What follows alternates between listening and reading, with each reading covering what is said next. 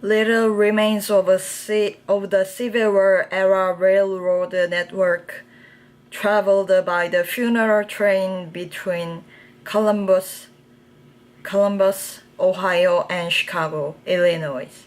But as I get accustomed to the landscape, I find I can sense the railroad like a vanished limb.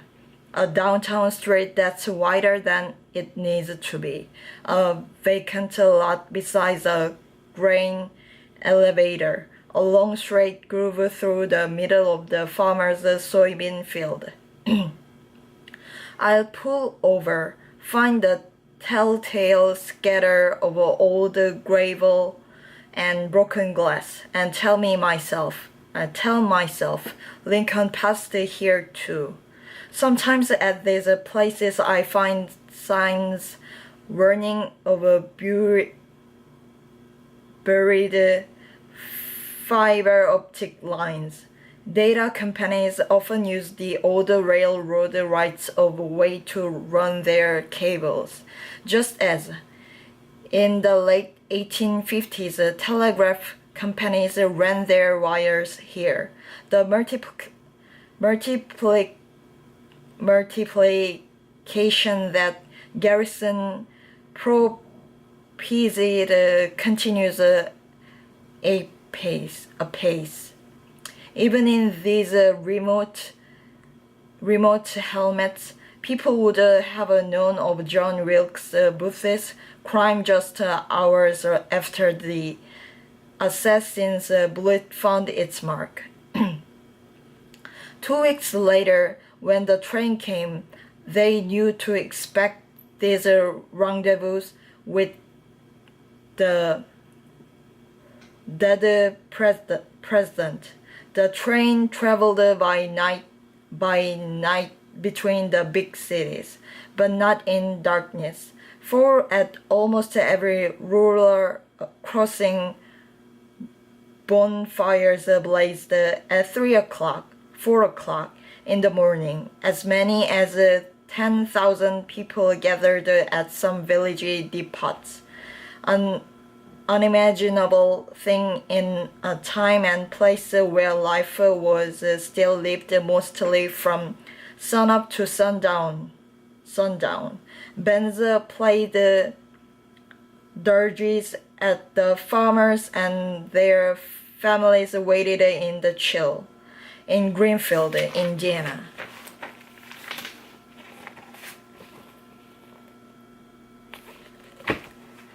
Lincoln's funeral train made a brief stop in Syracuse, New York on April 26th, 1865. Today, black and white parishioners worship together at Grace Church, one of the city's first congregations to become integrated in the 1950s.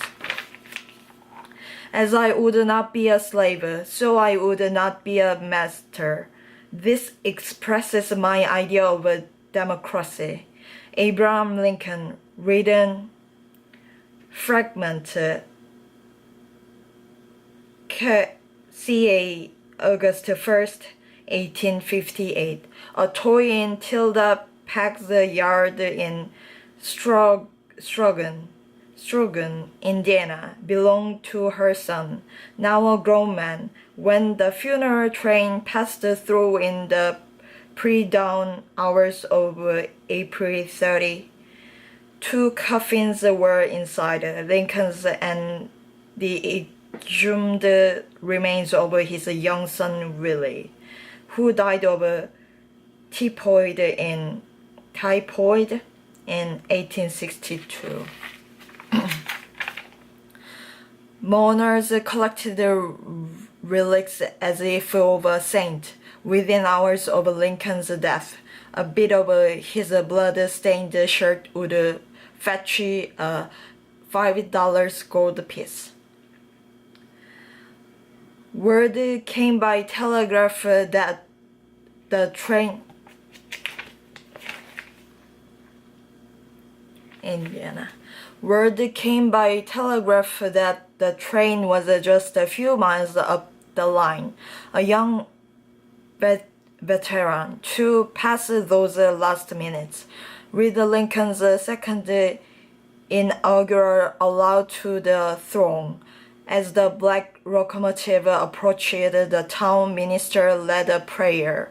Then firelight flickered briefly on the funeral car itself. The glossy paint and silver-fringed crepe.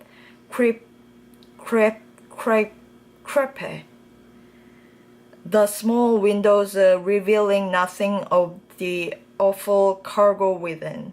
Nearby, nearly everyone was weeping now. At last a whistle sounded and the machine and history passed on.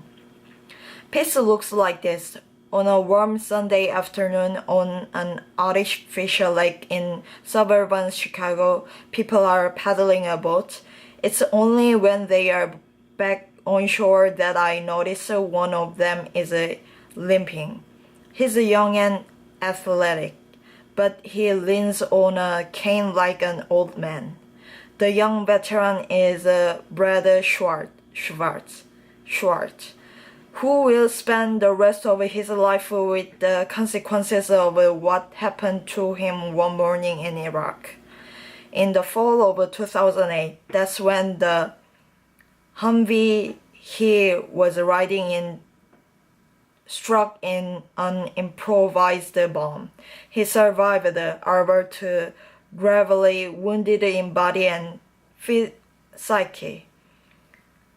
Back home, he slept with one loaded pistol under his pillow and another in the beside dresser. One night, he awoke from a nightmare to find that he was slamming his wife's head against the wall, hallucinating that she was an attacker. Schwartz tells me that he was always interested in history and that when he first volunteered to serve in Iraq, he felt as if he was participating in one of the great events of his era, much as soldiers in the Civil War or World War II had done. But that soon changed.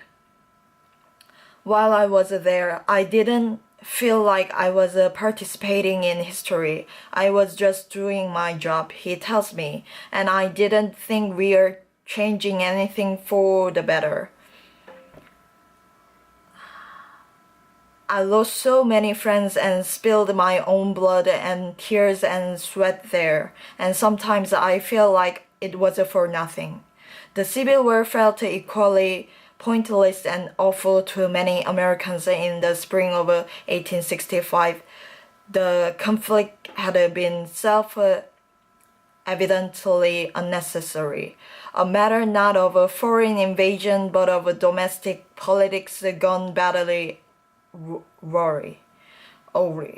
Not 750,000 men were dead. Many families never had a body to bury or a relic to cherish. So many boys and men had simply vanished into the mud of Virginia or Tennessee. Perhaps that was why Americans mourned Lincoln's Good Friday martyrdom with such intensity.